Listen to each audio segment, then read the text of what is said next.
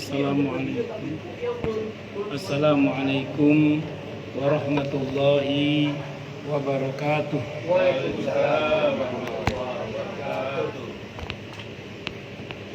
Bismillahirrahmanirrahim. Alhamdulillahi rabbil alamin. Wa bihi nasta'inu ala umuri dunya waddin. Wassalatu wassalamu ala ashrafil anbiya'i wal mursalin Sayyidina wa habibina wa syafi'ina wa qurrati a'yunina wa maulana Muhammadin wa ala alihi wa ashabihi wa dhurriyyatihi ajma'in. Amma ba'du. Asyhadu an la ilaha illallah wa asyhadu anna Muhammadar Rasulullah wa ufawwidu amri ilallah innallaha basirun bil ibad. Hasbiyallahu la ilaha illa huwa alaihi tawakkaltu wa huwa rabbul arsyil azim. Qala Allah ta'ala fi kitabihil karim hikayatan an nabiyillahi Musa alaihi salam, Rabbi shrah li sadri wa yassir li amri wahlul 'uqdatam min lisani yafqahu qawli. Para alim, para asatid, para asatidah, para sepuh, para bini sepuh, para tokoh masyarakat, hadirin hadirat sekalian, hafidhoni wa hafidhakumullah, bil khusus Bapak RT baru. Maksud saya belum nyebut sebagai RT. Berpuluh-puluh tahun nyebutnya Pak Haji Agus nih. Sekarang Pak Haji Yatson. Siapa? Yatson. Oh ya Pak Baik. Pak Jack. Oh? Mu'alaf. Semoga beliau beserta warganya selalu dalam naungan rahmat, barokah, perlindungan serta bimbingan Allah Subhanahu wa taala. Amin Allahumma amin. Dan Sohibul Bait Bapak Haji Aswin dan Ibu Ratna, yang semoga beliau berdua juga beserta keluarga besarnya, ini pas kedatangan mantunya ini, semoga juga selalu dalam naungan rahmat, barokah, perlindungan serta bimbingan Allah Subhanahu wa taala. Amin Allahumma amin. Dan lagi hari lahirnya nih Pak ya. Ya kita doakan semoga sisa umur beliau diberkahi oleh Allah Subhanahu wa taala dan sehat afiat dalam ketaatan kepada Allah dan Rasulnya Muhammad sallallahu alaihi wasallam. Amin Allahumma amin. Pertama-tama mari kita haturkan puja dan puji syukur kita ke hadirat Allah Subhanahu wa taala dengan berucap alhamdulillahi rabbil alamin. Mudah-mudahan dengan hamdalah ini nikmat dari Allah untuk kita ditambah. Karena Allah telah berjanji dalam Al-Qur'an di surah Ibrahim ayat 7, A'udzu billahi samii'il 'aliim minasyaitonir rajiim. Wa idz adzana rabbukum la in syakartum la azidannakum wa la in kafartum inna 'adzabi lasyadid. Jadi kalau kita bersyukur, sungguh nikmat dari Allah untuk kita ditambah. Dan kalau kita kufur, kita diingatkan oleh Allah akan siksa yang sangat pedih. Ini janji Allah. Dan janji Allah dalam Al-Quran itu la raiba fi, tidak ada keraguan di dalamnya. Di antara penjelasan la raiba fi adalah siapapun yang mengamalkan isi Al-Quran dengan keimanan dan keyakinan, maka Allah akan tunjukkan kebenaran Al-Quran itu kepadanya hingga tiada lagi keraguan dalam hatinya. Salawat dan salam semoga tercurah limpahkan untuk junjungan kita Nabi besar Muhammad sallallahu alaihi wasallam. Semoga kita semua diakui sebagai umat beliau. Amin, Allahumma amin, insyaallah. Saya wasiatkan terutama untuk diri saya sendiri dan panjenengan semua agar kita semua terus berusaha meningkatkan ketakwaan kita kepada Allah Subhanahu wa taala. Karena dengan takwa itulah kita bisa memperoleh derajat yang sangat tinggi dengan sesungguhnya di sisi Allah Subhanahu wa taala. Hal ini didasarkan kepada firman Allah Subhanahu wa taala dalam Al-Qur'an di surah Al-Hujurat ayat 13. A'udzubillahi samii'il 'aliim minasyaitonir rajim. Ya ayyuhan nasu inna khalaqnakum min dzakarin wa untha wa ja'alnakum syu'uban wa qabaila lita'arafu inna akramakum 'indallahi atqakum al-ayat. Wahai manusia, sesungguhnya kami telah menciptakan kalian dari seorang laki-laki dan seorang perempuan, berkembang menjadi bersuku-suku dan berbangsa-bangsa agar kalian saling mengenal. Sesungguhnya yang paling mulia di antara kalian di sisi Allah adalah yang paling bertakwa. Allah juga berjanji akan memberikan bonus bagi siapapun yang sungguh-sungguh bertakwa kepada Allah, berupa solusi atau jalan keluar dari setiap masalah yang dia hadapi, dan Allah juga berjanji akan memberinya rizki dari arah yang dia tidak duga sebelumnya. Hal ini didasarkan kepada firman Allah Subhanahu wa taala dalam Al-Qur'an di surah At-Talaq ayat 2 dan 3. A'udzubillahi samii'il 'aliim minasyaitonir rajim. Wa may yattaqillaha yaj'al lahu makhraja wa yarzuqhu min haitsu la yahtasib. Dan barang siapa orang yang bertakwa kepada Allah, maka Allah akan berikan dia jalan keluar dan rizki yang tak terduga. Dan di tempatnya Allah berfirman, wa may yattaqillaha yaj'al lahu min amrihi yusra. Siapa yang bertakwa kepada Allah, maka Allah akan jadikan urusannya mudah. Semoga kita semua minal muttaqin, bahkan lil muttaqina imama. Amin, Allahumma amin, insyaallah. Bapak Ibu sekalian, hafidhani wa hafidhakumullah.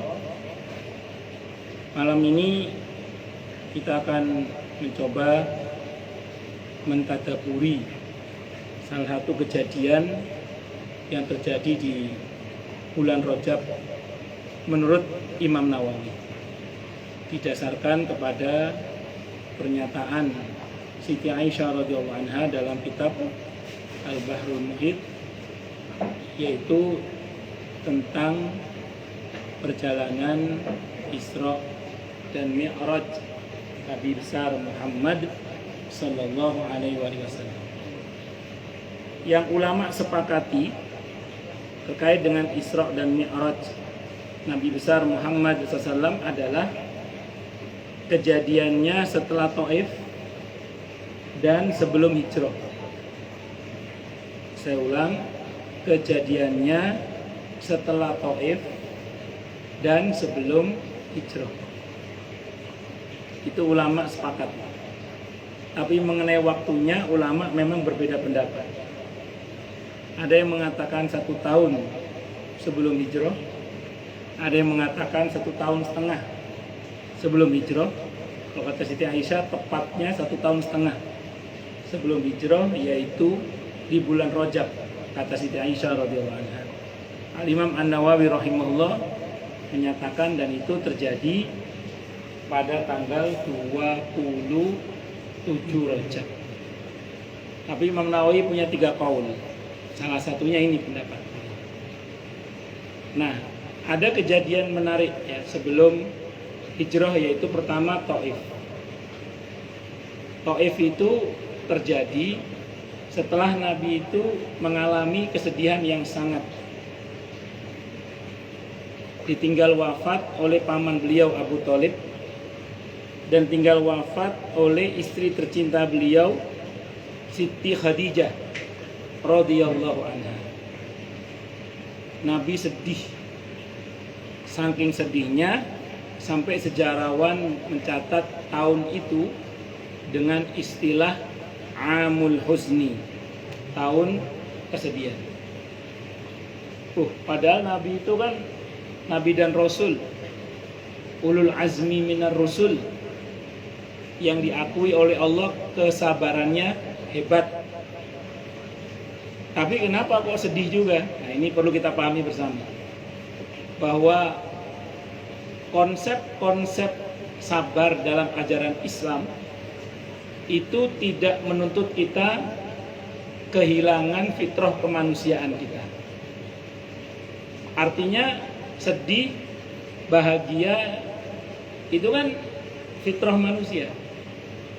Jadi bukan berarti dengan dalih sabar terus kita nggak boleh sedih, bukan begitu. Jadi bukan berarti terus kemudian kalau kita sabar kita harus kehilangan fitrah kemanusiaan kita untuk menangis misalnya. Bukan begitu. Karena saya ulang tadi, Nabi kita Muhammad sallallahu alaihi wasallam yang notabene ulul azmi minar rusul, yang notabene diakui kesabarannya hebat oleh Allah, ternyata beliau juga bisa bersedih. Dan ini berarti juga bahwa sedih itu tidak menciderai kesabaran. Dan kita dengan sabar tidak berarti kita dituntut menjadi malaikat, tidak. Kita tetap bisa mulia sebagai manusia. Saya ulang, sedih berarti tidak menciderai kesabaran sama sekali. Karenanya kemudian dalam Islam sedih itu boleh.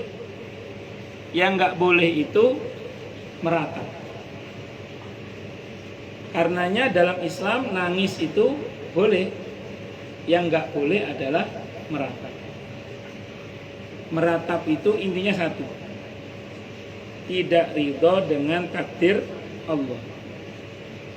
Jadi meratap itu intinya satu, yaitu tidak ridho dengan takdir Allah. Makanya kalau kita mau sedih, sedih aja nggak apa-apa. Kalau mau nangis, nangis aja nggak apa-apa. Yang penting jangan meratap. Maka kalau kita takziah, teman kita nangis misalnya, jangan kita katakan, jangan nangis. Orang mau nangis kok, jangan nangis.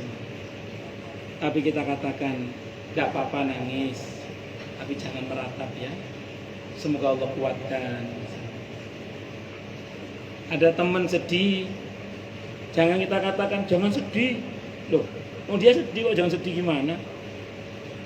Tapi kita katakan, gak apa-apa sedih, tapi jangan larut dalam kesedihan sampai meratap. Karena kalau sampai meratap, ngerinya nanti jatuh pada perbuatan mungkar kalau sampai meratap. Karena meratap itu saya ulang intinya satu tadi, tidak ridho dengan keputusan Allah. Nah, begitu sedihnya beliau pasca ditinggal wafat oleh paman tercintanya Abu Thalib, oleh istri tercinta beliau Siti Khadijah radhiyallahu anha, maka beliau mencoba mengalihkan dakwanya di lingkungan yang baru, yang lebih sejuk, yaitu Taif. Dan di sana masih keluarga beliau juga, keluarga dari jalur ibu, dari jalur Siti Aminah. Jadi singkat kata singkat cerita, akhirnya beliau berangkat ke sana berdua bersama Zaid ibn Thabit, Zaid ibn Harisah radhiyallahu anhu. Singkat kata singkat cerita, seperti yang kita baca dalam buku-buku sirah, beliau di Taif tidak hanya ditolak dakwahnya, bahkan beliau dipukuli, dilempari, sampai beliau mengatakan tidak ada hal yang paling berat selama aku berdakwah selain di Taif. Dan kita tahu Nabi sampai berdarah. Ketika beliau darahnya keluar hampir menetes ke bumi, malaikat berbisik, Muhammad, darahmu menetes ke bumi, adab langsung turun. Muhammad, darahmu netes ke bumi, adab langsung turun. Maka Nabi berusaha nahan jangan sampai darahnya menyentuh bumi.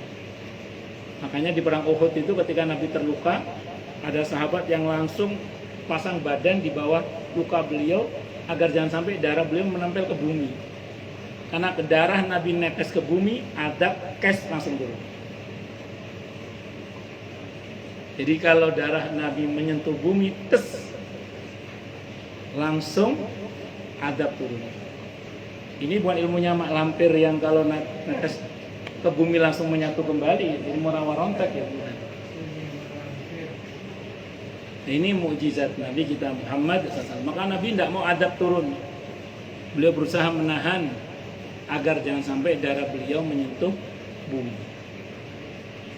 Dan di tengah gempuran yang begitu dahsyat dari kaum Taif itu, Nabi malah sibuk mendoakan hidayah untuk mereka. Bahkan Nabi berharapan agar anak cucu mereka itu beriman nantinya kepada Allah. Maka saat malaikat gunung datang kepada Nabi menawarkan, "Ya Rasulullah, sekiranya Anda perintahkan, gunung siap saya jebol untuk menghantam kaum Taif." Kata beliau, "Jangan. Saya berharapan baik. Semoga kalaupun bapak-bapaknya sekarang kafir, semoga anak cucunya nanti beriman kepada Allah Subhanahu wa Ta'ala." Dan betul, kaum Taif itu generasi pertama banyak yang mati kafir, kaum Taif. Tapi generasi kedua, generasi ketiga terutama, itu banyak ahlul qura muncul dari Taif. Jadi pakar-pakar Al-Quran itu muncul di Taif pada generasi kedua, generasi ketiga. Nah, itulah pentingnya kita ini berharapan baik. Walaupun tidak mudah, tapi itulah Rasulullah Muhammad Sallallahu Alaihi Wasallam. Dan kita tahu dalam catatan sejarah yang masuk Islam cuma satu, seorang budak penjaga kebun anggur. Ya, yang dengan izin Allah dia mau masuk Islam. Dalam perjalanan pulang,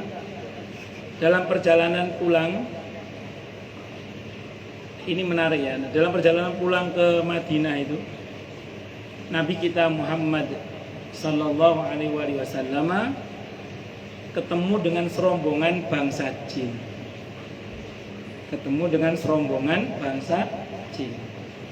Rupanya Allah menghibur beliau. Hiburan pertama ini, bangsa manusia menolak dakwah beliau di Taif, tapi rupanya bangsa jinnya menerima dakwah beliau. Makanya kalau kita ini berdakwah, ikhlaskan karena Allah. Walaupun bangsa manusianya nggak dengerin, mudah-mudahan bangsa jinnya mau menerima kebenaran yang kita sampaikan. Saya sering sampaikan, kita ngaji gini ini yang kelihatan aja segini, yang nggak kelihatan lebih banyak. Ikut ngaji lah. Iya, yang nggak kelihatan dan ikut ngaji juga. Allahu Akbar. Itu samping Pak. Mas Edi itu pulangnya ke Mekah atau ke Mekah? Kan belum hijrah, Pak. Iya, masih di Mekah. Oh, saya salah berarti. Saya salah. Pulang ke Mekah ya, bukan ke Madinah. Bagus. Berarti Pak Swedi mengkritisi saya. Wes, singkat kata singkat cerita, rupanya bangsa jinnya yang masuk Islam. Makanya kalau kita ngaji gini ini, mungkin ya tadi saya lihat yang saya katakan tadi bahwa apa yang tidak kita lihat mungkin lebih banyak daripada yang terlihat ini. Itu seperti itu. Ikut ngaji juga insya Allah. Itu di belakang bulan sendal. Nah, jadi itu ya. Makanya jangan putus asa. Makanya kalau nanti sholat tiba-tiba di belakang ada yang ikut bermakmum, jangan usah kaget. Karena di surah Al-Jin ketika Nabi sholat, hampir jin-jin itu berdesakan ingin bermakmum sholat berjamaah dengan Nabi kita Muhammad Sallallahu alaihi wasallam. Udah, akhirnya Nabi dengan izin Allah dapat akses masuk ke Ka'bah. Padahal itu Nabi sedang diboikot saat itu. Tapi dengan izin Allah beliau ada akses melalui ordal, orang dalam. Beliau bisa masuk ke Ka'bah malam hari saat itu. Beliau berada di Ka'bah di pada sisi yang ada penduduknya. Namanya daerah Hatib namanya. Daerah Hatib. Itu daerah yang perkampungan lah. Nabi berada di situ. Tidur beliau, selesai sholat, beliau tidur, istirahat. Di tengah istirahat itulah beliau kedatangan tamu malaikat Jibril membawa kendaraan dari surga namanya Buraq. Buraq itu jangan dibayangkan kayak yang di gambar-gambar itu. Wanita cantik, rambutnya panjang sampai leher wanita, badannya kuda. Nah, itu nggak benar itu. Kalau di hadis disebut dabah. Dia binatang surga. Kata Nabi kalau lari itu kecepatannya sekali lari sejauh mata memandang. Kecepatan cahaya. Buraq itu kata barqun, artinya kilat. Kalau menurut fisika kan 300.000 km per detik berarti set. Itu kecepatannya. Dan jalannya tidak naik turun gini. Jadi kalau pas jalanan naik, dia posisi kaki belakangnya naik sehingga tetap begini terus. Jadi nggak pernah begini, nggak pernah. Gini terus pokoknya. Dari perjalanan Mekah ke Palestina itu, Nabi jalannya gini terus, nggak pernah gini. Karena setiap kali ada jalanan turun, kakinya depan pasti naik. Kalau pas jalan naik, gini kaki belakang pasti naik, sehingga tidak pernah begini. Wah, nggak tahu bagaimana ada itu. Pokoknya kecepatannya kecepatan cahaya. Saat itu dibangunkanlah Nabi kita Muhammad saat istirahat, lelah karena usai berdakwah yang cukup melelahkan dan ditolak. Tapi dibahagiakan tadi dengan sekelompok bangsa jin yang masuk Islam. Kata malaikat Jibril, "Assalamualaikum ya Rasulullah." Waalaikumsalam warahmatullahi wabarakatuh. Ada apa wahai Jibril? Ya Rasulullah, Allah ingin bertemu dengan Anda. Maqal dibilang Allah mau ketemu, Nabi setengah kaget dan senang gitu loh, gimana ya? Ya orang Jawa setengah gak percaya. Allah mau ketemu dengan saya. Iya ya Rasulullah, Allah mau ketemu dengan panjenengan. Ada apa wahai Jibril? Kira-kira ada apa Allah kok sampai manggil saya? Ada apa? Dia mboten ngertos, mau malaikat belum kasih tahu kan. Yang penting Allah manggil panjenengan. Maka senanglah beliau karena akan dipanggil oleh Allah Subhanahu wa taala. Dan kemudian beliau dinaikkan di atas kendaraan Buraq tadi. Dalam kecepatan yang begitu dahsyat, sampailah beliau di Baitul Maqdis. Namun dalam perjalanan dari Mekah ke Baitul Maqdis itu, Nabi ketemu pertama diantaranya saja yang saya hafal ya, aroma harum karena saat melewati makam Masyito, tukang sisirnya Fir'aun yang mempertahankan akidahnya, rela mati demi mempertahankan akidahnya sekeluarga. Itu aromanya harum sekali kata Nabi, bahkan harumnya melebihi harumnya surga. Saking harumnya. Itu Masyito, orang yang gugur, tukang sisir Fir'aunnya gugur, tukang sisirnya Fir'aun yang gugur sebagai orang yang mempertahankan akidah. Namanya siapa? Masyito. Terus menarik lagi ketika Nabi melintasi bukit yang berwarna merah, yang itu merupakan ada makam Nabi Musa alaihissalam. Dan di situ Nabi Musa, Nabi melihat sedang sholat. Ini ada dalam Bukhari, ada dalam Muslim insyaallah. Beliau sedang sholat. Dan ketika sholat itu bukan sebagai kewajiban, tapi sebagai hobi, sebagai kesukaan. Jadi kalau kebiasaannya di dunia sholat, ya gitu ya, maka nanti bahkan di alam barzakh pun dia senang sholat. Sebagai hobi aja, senang aja, senang sholat. Jadi Nabi Musa sedang apa? Sholat. Maka kemudian kita harus pandai melihat kebiasaan kita apa kira-kira. Kebiasaan kita apa? Maka kalau kebiasaan kita adalah kebiasaan yang baik yang Allah ridhai, insya Allah lah itu terus sampai barzah bahkan sampai surga insya Allah. Kebiasaan. Memang di surga nanti ada sholat juga, ada karena kangen itu, karena kangen ingin sujud kepada Allah. Bukan sebagai kewajiban, bukan. Karena kangen ingin sujud kepada Allah Subhanahu wa Ta'ala. Maka kemudian Nabi Musa ini memang dulu di dunia itu, kata para ulama, senang berlama-lama dalam sholat. Karena beliau itu kalau mau sholat keliling kampung. Siapa yang mau titip doa sama saya? Ayo, siapa? Semakin banyak yang nitip, beliau senang. Kenapa? Karena kata beliau, biar saya lebih lama bercakap-cakap dengan Allah. Jadi bagi seorang kekasih itu senang berlama-lama bicara dengan kekasihnya. Makanya beliau itu senang kalau ada orang nitip doa buahnya, senang. Gak bawa catatan, kalau Nabi itu kan cerdas kapalannya. Memang kita kalau dititip doa bawa catatan. Nah jadi beliau, Masya Allah, alasan tadi karena ingin berlama-lama berbincang dengan Allah. Wes, singkat kata singkat cerita, bahkan dalam satu riwayat yang lain di luar Bukhari Muslim yang saya ingat, itu Nabi melihat Nabi Daud di kuburnya sedang bikin halaqah ilmu. Rupanya Nabi Daud alaihissalam orangnya senang bikin halaqah ilmu. Sampai di barzakh pun senang bikin halaqah ilmu. Ya umatnya atau teman-teman sejawat beliau yang sama-sama Nabi.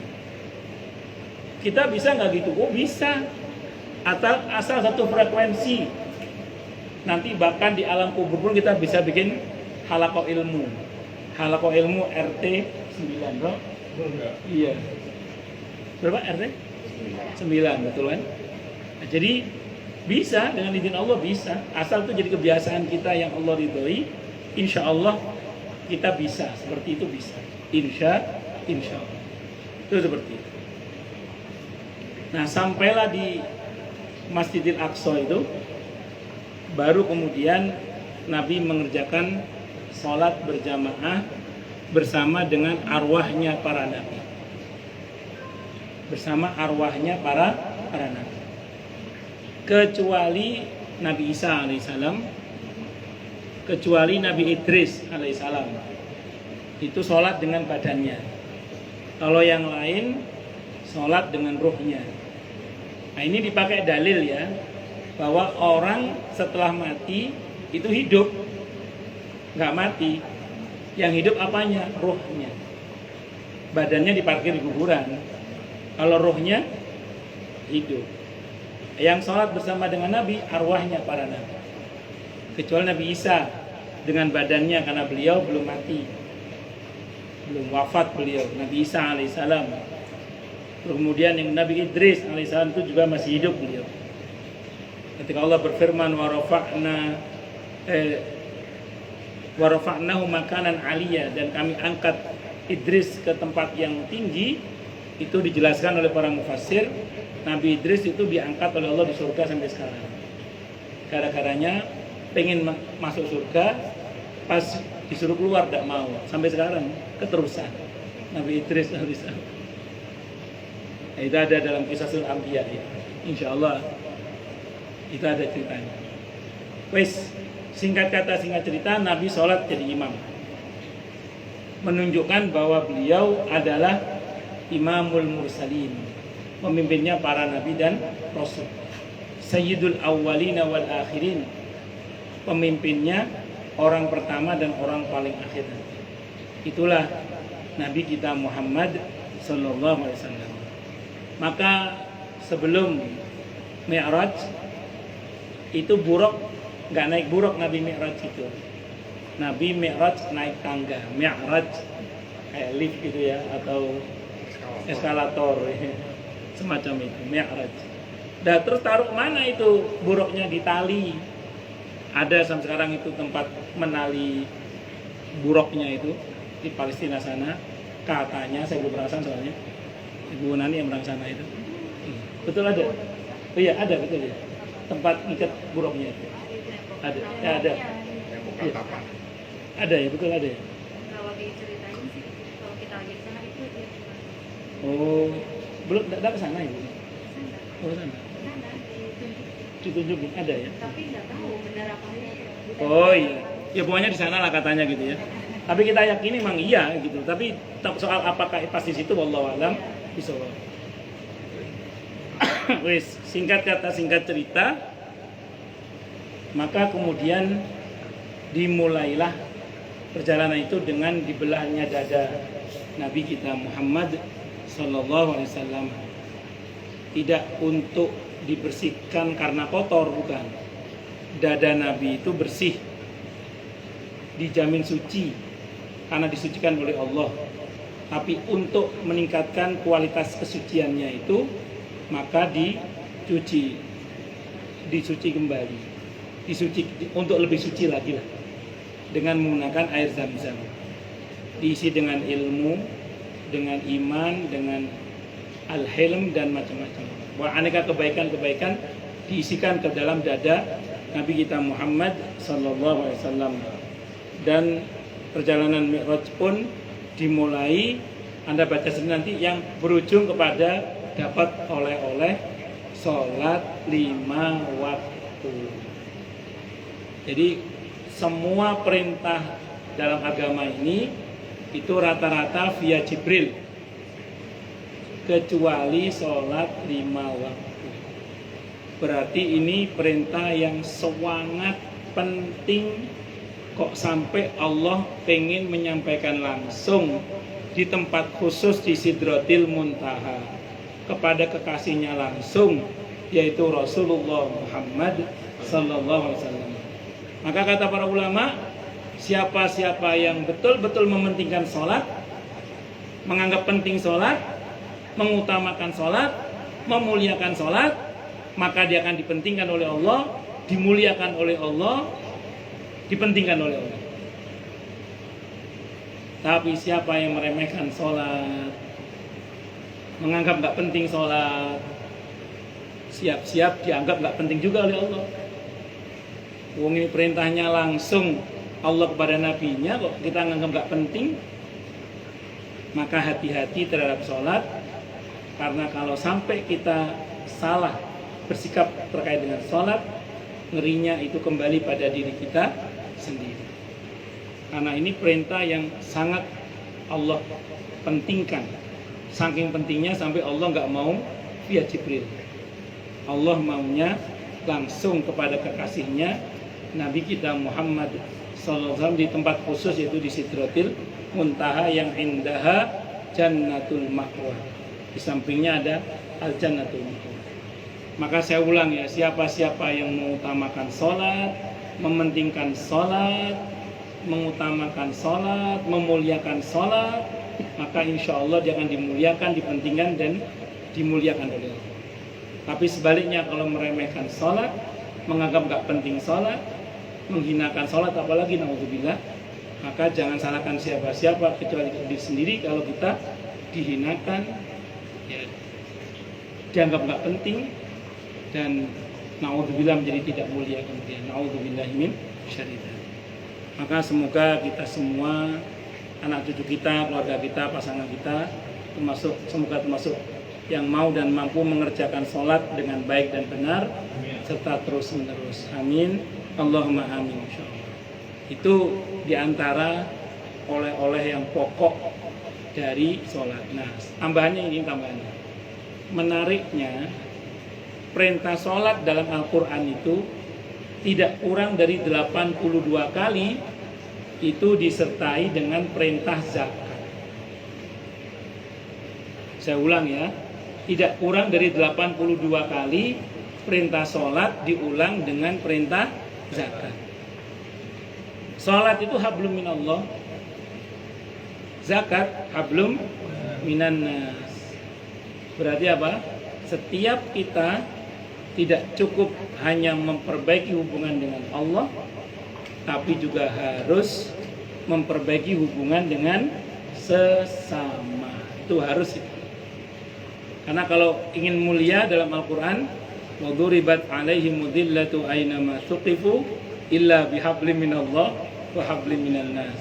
Dan ditimpakan kehinaan kepada mereka dimanapun mereka berada, kecuali dengan tali hubungan baik mereka dengan Allah dan tali hubungan baik mereka dengan sesama temannya.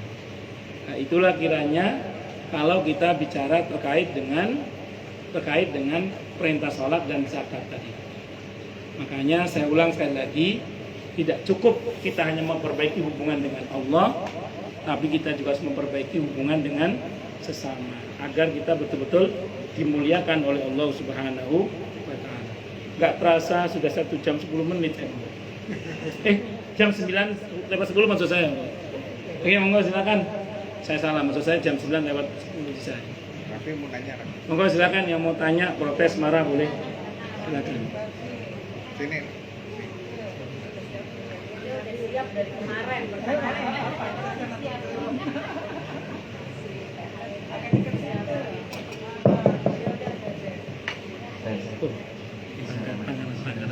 Assalamualaikum warahmatullahi wabarakatuh. Ya, aku mau nanya Ustaz. Ya, Mas. Kalau misalnya nih, boleh nggak sih kita ngedoain teman kita, tapi dia non muslim, Ya. doainnya itu tapi konteksnya sosial. Ya. Misalnya doain semoga dia dapat jodoh atau naik pangkat gitu. Kan kalau kita doain semoga dia dapat jodohnya nggak mungkin dong. Terus. Kalau sosial itu boleh nggak ya Ustaz? Soalnya saya dulu pernah dengar kalau boleh, tapi ada juga yang bilang nggak boleh. Jadi yang benar yang mana? Ya, bagus. Terima kasih Ustaz. Oke, sami-sami. Bismillahirrahmanirrahim. Di dalam Sahih Bukhari pernah ada 5 orang sahabat Nabi mau minta bantuan ke satu kaum, tapi ditolak. Sampai satu saat kepala sukunya itu digigit ular. Ada yang mengatakan digigit kalajengking, disengat kalajengking. Singkat kata singkat cerita, anak buah suku itu menemui 5 sahabat Nabi tadi. Apakah ada di antara kalian yang bisa meruqyah? Kata para sahabat, kami bisa. Tolong ruqyah kepala suku kami dengan upah. Kami mau tapi dengan upah, kata para sahabat itu. Berapa upahnya? Karena tadi udah pelit kan? Dibalas ceritanya. 6 ekor kambing. Kami mau asal diberi upah 6 ekor kambing. Maka kemudian didil, sepakat.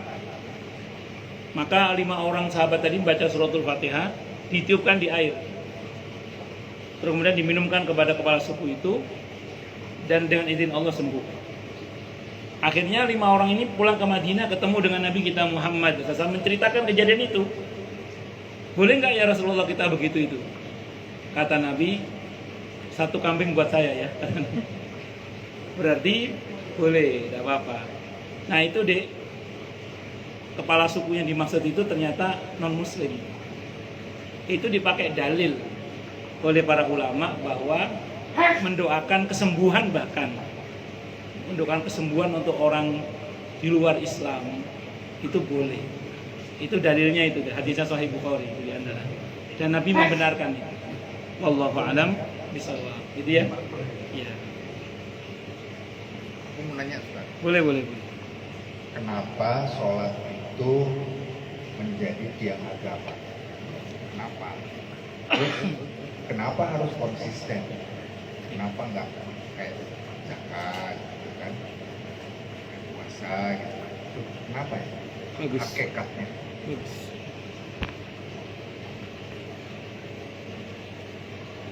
Tidak ada hal yang diperintahkan dalam agama hingga mencapai wajib banget, apalagi sehari sampai berkali-kali, kecuali di balik itu pasti ada banyak hal yang sangat kita butuhkan secara jasmani terlebih rohani.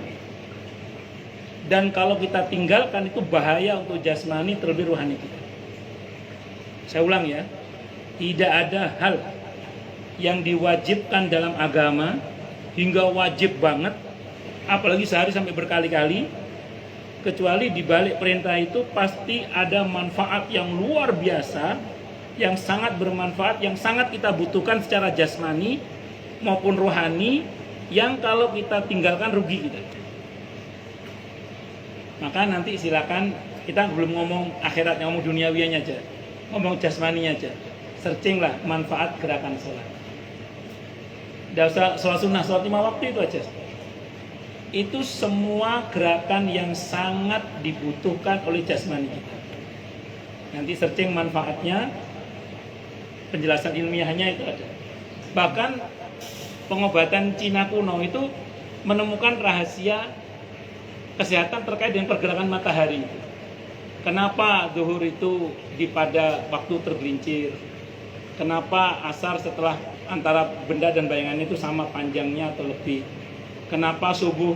Itu ternyata kalau kita beraktivitas pada jam-jam itu ternyata ada manfaat kesehatan yang juga sangat luar biasa.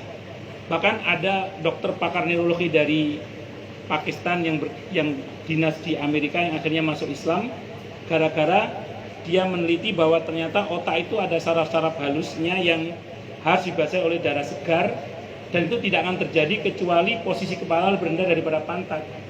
Dan itu ternyata ada dalam sujud, dan itu ada dalam syariat orang Islam, namanya sujud itu di dalam sholat. Masuk Islam dengan izin Allah dia. Nah, jadi ternyata sholat itu manfaatnya luar biasa, dan karena kebutuhan maka dia harus ditunaikan sesuai dengan haknya. Sehingga pernah ada seorang mahasiswa nanya gini, Pak, boleh nggak kita sholat 5 waktu itu ditaruh pagi semua, biar nanti kalau kita kuliah, main bola, nggak usah mikir sholat. Ya balik nanya, balik kita tanya, bagaimana kalau seandainya makan sehari itu digabung di satu pagi semua, berarti nggak usah makan? Ya nggak bisa lah, itu kan kebutuhan jasmani. Itu kebutuhan jasmani nggak bisa, apalagi kebutuhan rohani. Saya bilang gitu. Nah, makanya saya ulang sekali lagi, ini perlu kita pahamkan. Makanya saya kalau ke anak laki-laki saya itu saya sering ngomong gini, dulu awal-awal, sekarang udah khatam dia. Saya bilang gini, Mas, jangan, satu itu awalnya saya ngomong jangan goblok, saya bilang. Pas saya ngomong jangan goblok, ada jamaah saya dengar, kok kasar sekali Ustaz. Bapak orang mana? Orang Jogja ya? Maaf Pak ya, kalau di Jawa Timur goblok itu kurang keras, kurang kasar. Ngerti nggak Pak? Iya.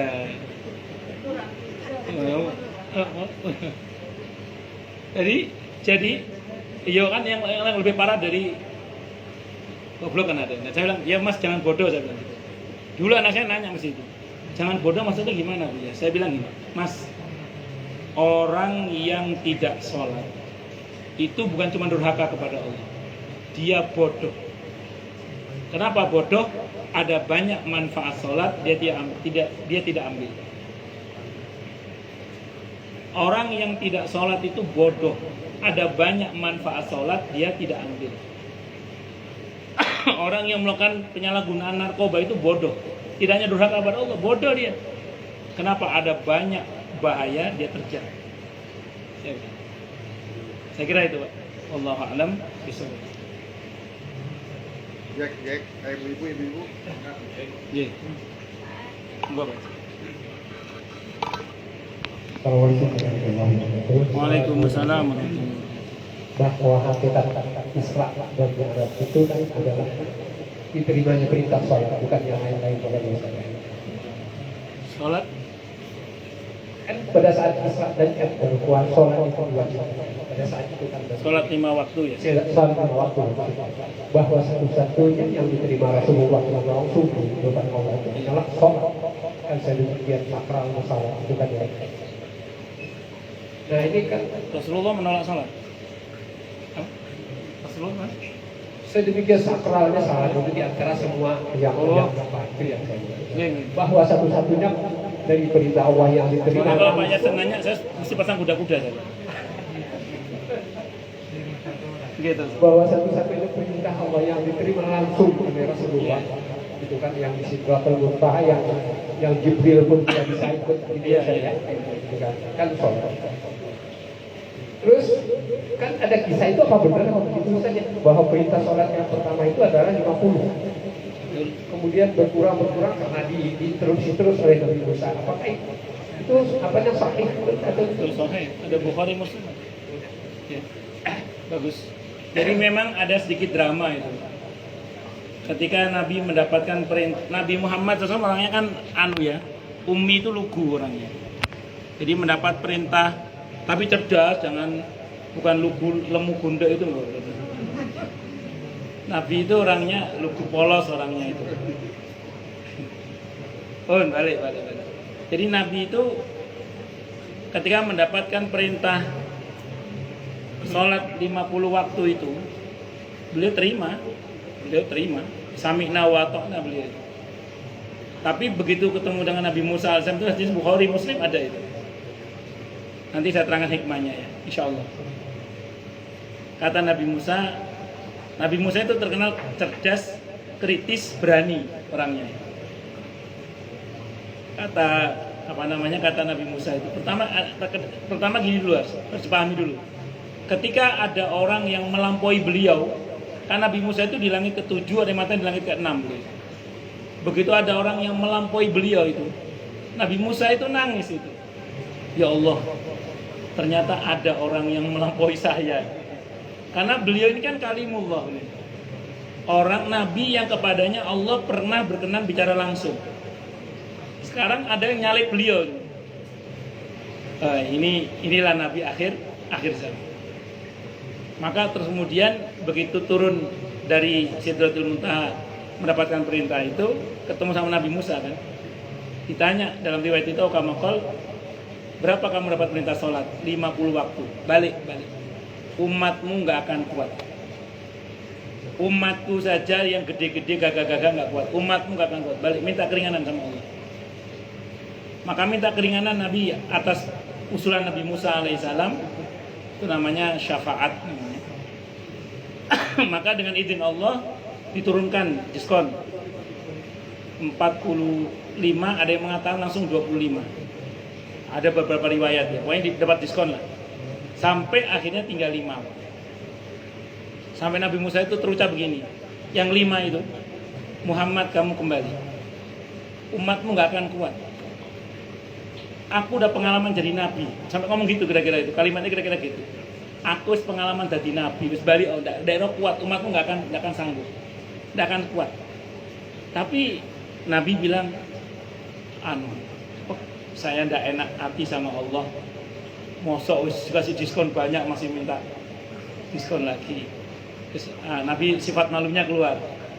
Kata Allah, ya wis 5 iku tak ganjar koyok 50. Jadi 5 itu aku beri balas seperti seolah-olah 50. Wis singkat cerita, apa hikmah di balik semua ini? Banyak hikmah. Yang pertama gini. Nabi Musa itu sudah wafat atau belum? Ya, oke. Beliau sudah wafat, tapi beliau dengan izin Allah bermanfaat untuk kita umat Nabi Muhammad SAW. Karena dari 50 jadi 5 waktu itu berkat usulan, syafaatnya siapa? Nabi Musa. Berarti orang yang sudah meninggal itu jangan dibilang nggak bisa memberikan manfaat dengan izin Allah kepada orang yang masih hidup. Jadi orang yang sudah meninggal itu dengan izin Allah bisa memberikan manfaat kepada orang yang masih hidup. Jangan dikira, contohnya apa misalnya? Nggak usah jauh-jauh. Kita lebih sering nyebut nama Imam Bukhari yang insya Allah mau ke sana besok. Iya. Daripada Imam Bukhari itu namanya lebih sering disebut loh daripada kita yang masih hidup ini. Bermanfaat nggak beliau untuk kita? Bermanfaat. Padahal dia sudah wafat. Jadi karya hidup beliau, walaupun beliau sudah sekian ribu tahun berada di barzahnya, tapi ilmunya masih bisa kita rasakan manfaat. Nah makanya Islam itu tidak memandang orang yang mati itu terus habis gitu loh, enggak. Mereka masih hidup mereka itu. Apalagi dia adalah orang-orang yang soleh. Kalau bahasa Al-Qur'annya bal ahya, mereka itu hidup bahkan. Itu kan orang yang mati syahid.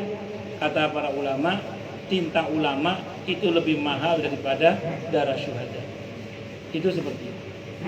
Makanya itu diantara hikmahnya satu.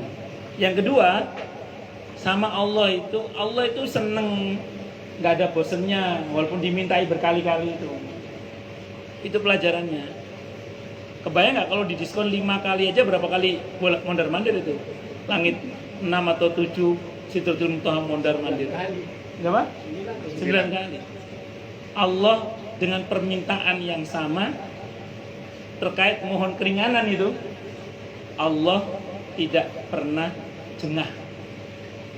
Allah nggak pernah jualan jalur kok enggak. Allah malah senang. Nabi aja yang merasa malu. Itu seperti itu. Bisa dimengerti Pak ya? Itu diantara hikmahnya. Nah yang ketiga itu ada ulama yang mengatakan gini. Dulu Nabi Musa itu termasuk nabi yang pernah berdoa kepada Allah minta jadi umat Nabi Muhammad SAW. Karena di Taurat itu diberitakan tentang Nabi akhir zaman. Beliau pengen jadi umatnya. Yang dikabulkan bukan Nabi Musa tapi Nabi Isa. Nabi Isa juga minta sama Allah agar jadi umat Nabi akhir zaman. Dan Allah kabulkan. Karena di Injil ada informasi Nabi akhir zaman. Dan Allah kabulkan. Kalau Nabi Isa nggak Allah kabulkan.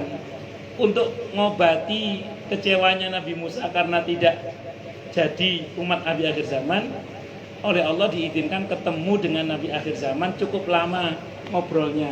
Makanya bolak-balik ngobrol, ketemu lagi ngobrol, ben terobati lah, rodok suwe kongko-kongko sama Nabi akhir zamannya. Ya kira-kira itu, nonton Pak Yatsan guys. Wallah Pak cek. Monggo silakan yang lain kalau ada. Kita cukup dulu. Setengah 10 cukup ya. Ya pun kita tutup dengan hamdalah. Alhamdulillahirabbil alamin. Semoga kajian kita bisa bermanfaat, mubarakah di dini wa dunya wal akhirah untuk kita, keluarga kita dan seluruh umat Islam semuanya. Dan mudah-mudahan kita semua dijadikan oleh Allah sebagai orang-orang yang sukses dunia akhirat, selamat dunia akhirat, bahagia dunia akhirat, dan dipermudah setiap urusan kita oleh Allah di dini wa dunya wal akhirah. Semoga Allah limpahkan hidayah selalu untuk kita. Semoga Allah tingkatkan selalu hidayah untuk kita. Dan semoga Allah berikan hidayah untuk siapapun yang melihat kita. Subhanakallahumma bihamdika asyhadu an la ilaha illa anta astaghfiruka wa atubu ilaik. Sallallahu alaihi Muhammad wa ala alihi wasallam. Saya mohon maaf. Wassalamualaikum warahmatullahi wabarakatuh.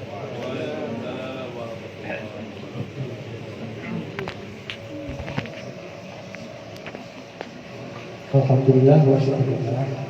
Terima kasih banyak Ustaz atas kajian yang ini. Semoga apa yang diberikan oleh Ustaz ini adalah menjadi ilmu yang bisa kita amalkan dan akan